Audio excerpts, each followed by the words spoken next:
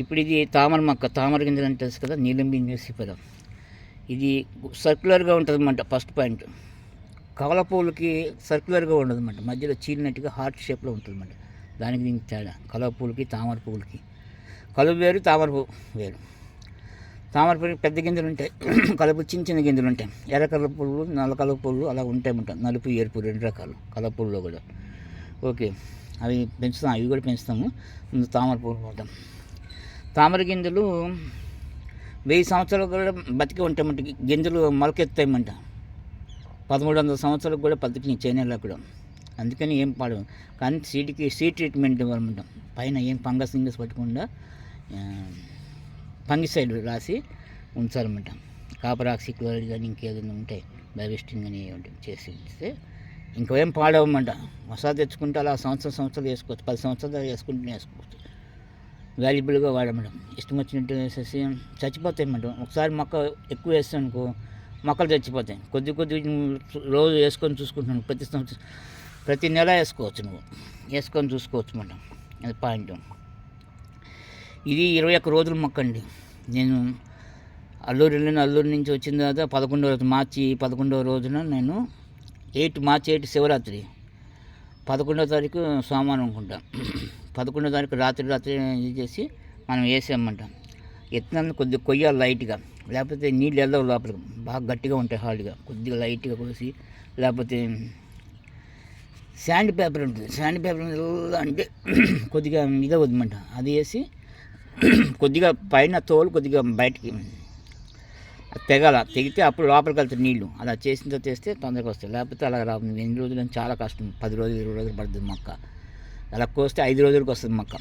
ఇది 21 రోజు, మార్చి 11వ తారీఖున అలాగ కోసి వేసాను నానబెట్టి. ఇప్పుడు ఇది ఏప్రిల్ 1, 21 రోజులు అయింది. చాలా బాగా వచ్చినాయి. 5 మొక్కలకి ఒక్కొక్కటి 2 ఆకులు వచ్చినాయి. దగ్గర 3 ఆకు కూడా వస్తుంది. బాగుంది. ప్యూర్గా పెంచుతాను. ఇందులో ఏం మామూలు వాటరే, బయట వాటర్ వేయట్లేదు అన్నమాట. ఫిల్టర్ చేసి వేస్తుందన్నమాట. తర్వాత మామూలుగా ఎదుల వాటర్, ఫెర్టిలైజర్ ఏదైనా న్యాచురల్ వాటర్ కొద్దిగా మంచి బలం ఉందనుకుంటే దాన్ని కూడా ఫిల్టర్ చేసి, దీంట్లో ఎన్నో పెస్టులు ఉంటాయి. ఇలాంటి వాటర్లో పెస్టులు ఉంటాయి, న్యాచురల్గా పురుగులు అన్నీ ఉంటుంటాయి, పానా ఫ్లోరా అన్నీ. అవన్నీ క్లీన్ చేసి దీంట్లో వేస్తుందన్నమాట. అందువల్ల ఏ పురుగు పట్టదన్నమాట. తర్వాత ఇలా వదిలేస్తే బయట నుంచి ఇన్సెక్ట్స్, కీటకాలన్నీ గుడ్లు పెట్టి మళ్ళీ చంపేస్తాయి. అందుకని ఒక పాలీ బ్యాగ్ ఇది ఇలాంటి దీంట్లో వేసి మనము పెంచుతుందన్నమాట. ఇది పాయింట్. దీని సైంటిఫిక్ నీలంబి న్యూసిఫెరా.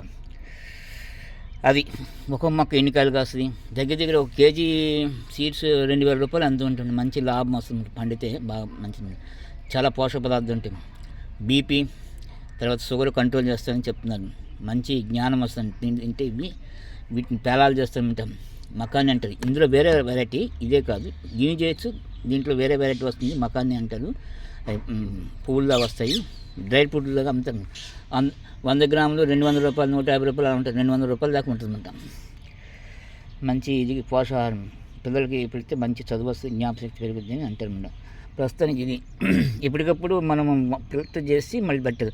తర్వాత ఏదైనా మనకి ఇంకా ఎరువు వేయాలంటే న్యాచురల్గా బాగా మంచి వాటిని ఇప్పుడు ఎజల్లో వాటర్, దీంట్లో వాటర్ చేసి ఫిల్టర్ చేసి మళ్ళీ ఒక 1/2 లీటర్ ఎంత వేస్తుందన్నమాట. మళ్ళీ వారం రోజులకు సరిపోతుందన్నమాట దగ్గర. అలా పెంచుతున్నాను. ఏమవుతుంది మన తెలియదు, ఫ్యూచర్లో ఏమైనా పెస్టులు వస్తే లేదు. దగ్గర జూలై వరకు పెంచితే జూలైలో మనము చెరువుల్లో వేసుకోవచ్చు. ఇప్పుడైనా వేసుకోవచ్చు, చెరువులు ఉంటే వేసుకోవచ్చు అన్నమాట. కొద్దిగా బాగా బలిసిన తర్వాత వేస్తే బాగుంటుంది అన్నమాట. అది నేను చెప్పేది. ఇది ఇంకేమైనా విషయాలు ఉంటుంది. ఎక్కువ సన్లైట్ అవసరం లేదు, కొద్దిగా షేడ్ ఉన్న బాగలేదు. ఇది ప్రస్తుతానికి ఎప్పటికప్పుడు మనం నానబెట్టుకుని వేసుకోవచ్చు, దాచుకోవచ్చు. ఎన్ని సంవత్సరాలైనా విత్తనం ఉంటుంది, పాడవద్దన్నమాట. మంచి లాభం ఉంటుంది.